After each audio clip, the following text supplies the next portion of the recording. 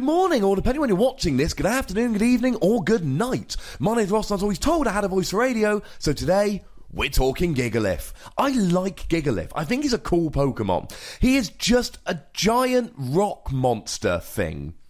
And he just looks like he should be really, really good. Now, he has got a very big, very powerful attack, which could be good, could be overpriced. We are talking about Rock Cannon.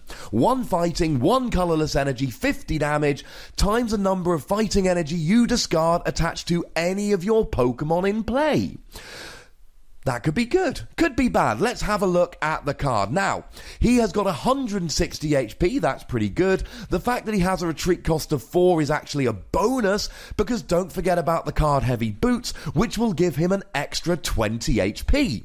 180 HP on an Onyx Pokemon, not too bad. Now, he is a stage 2. That's a little bit of a problem, of course, because either you spend 2 turns evolving him up, or you have to use something like Rare Candy, which makes him, shall we say, clunky at best.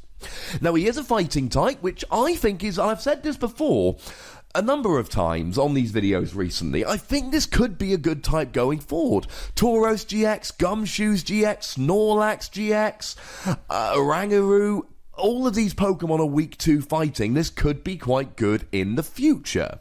Now, it's also resisted by a bunch of stuff, of course, like Yveltal, for instance, but I think I've got a new rule, and every time I mention Yveltal as a problem for a Pokemon, I should mention my old friend Zebstrika. I love this card. It's a nice counter, something to consider. Now, it does have a weakness to grass. And this is a little bit of a problem, because I think Lurantis GX, look at my video in the description, I think Lurantis GX could be the best Pokemon coming out of Pokemon Sun and Moon. Clearly, I'm going to do a video ranking the GXs. That's happening. And I think Lurantis could well be number 1. It's going to be at the top regardless. So this grass weakness could be a bad thing. Now, another thing to mention, of course, here, seeing that Gigalith has a retreat cost of 4, and Boldore has a retreat cost of 4, and Roggenrola has a retreat cost of 3, all the parts of this line, all of the evolutions here, can actually be gotten with Heavy Ball. Just a nice little side note here we can use. Now, the second attack is absolute garbage. 2 fighting, 2 colourless, 120 damage goes through resistance. It's massively overpriced. It's way too much. Don't do it. But like I've said, it's really the first attack here that we are concerned with. Fighting and a colourless energy, 50 damage for every fighting energy discarded to any of your Pokemon in play. And don't forget about strong energy.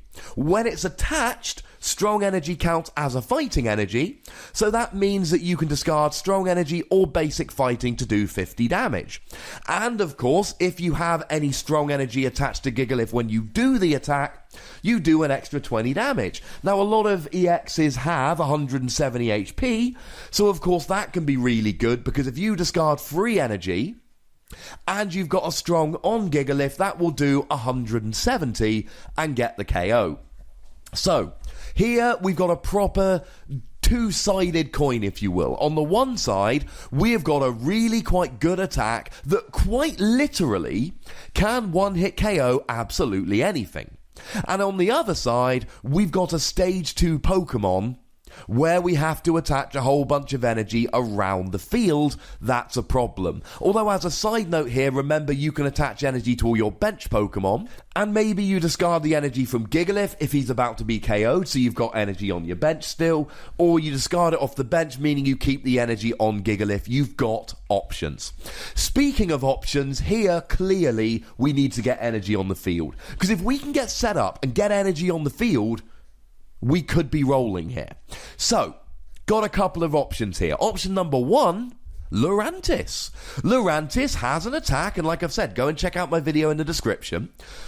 1 grass energy, 40 damage, attached to basic energy from your discard pile to your Pokemon in any way you like. Discard a whole bunch of fighting energy, reattach it with Lurantis. We've got Carbink Break.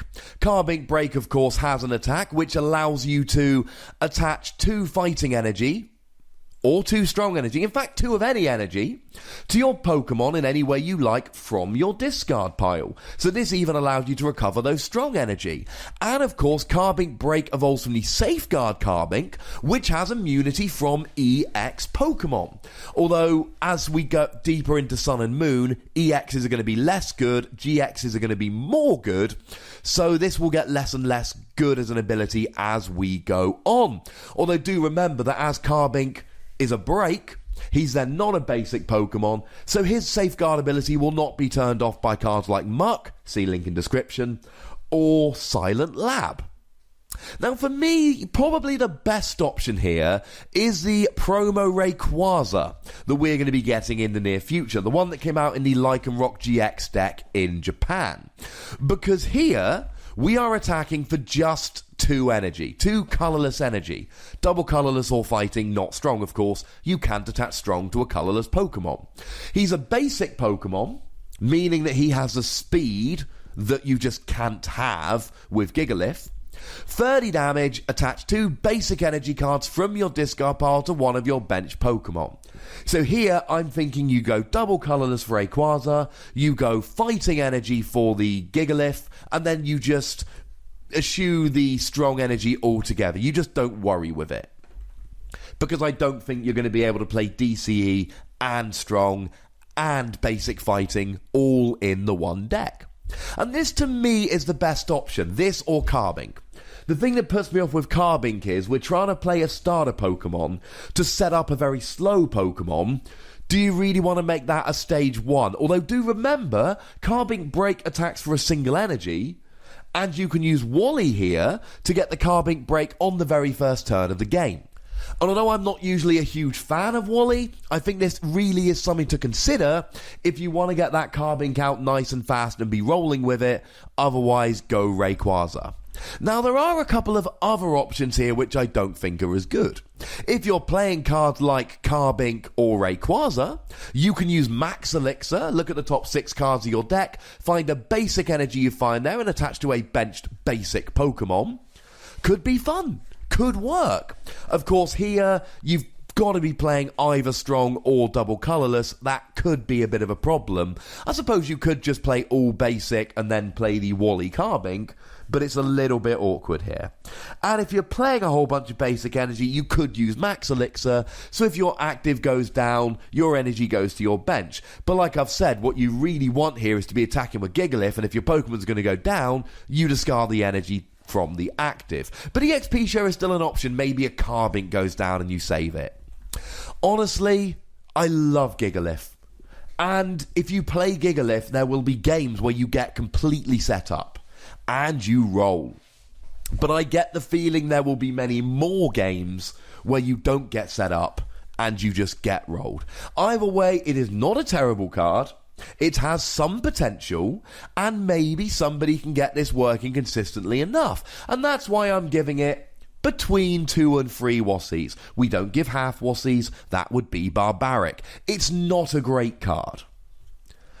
But you can make a deck with it, and you can win games with it, and maybe one day someone will make a perfect list. And that's what I love about cards like Gigalith. No, it's not amazing. No, it's not the best card in the format right now, but people said that about cards like Reuniclus, and you know what? That got second at Worlds. Now, you know the deal, ladies and gentlemen. There is a comment section. Go nuts. Try and be nice, but go nuts. There are buttons to both like this video and subscribe to this channel. Might I suggest using them both? And of course, the most important thing as always, look after yourselves till next time. And follow me on Twitter at The Wassie. Thank you very much for watching. My name is Ross, and you've been watching PTCG Radio.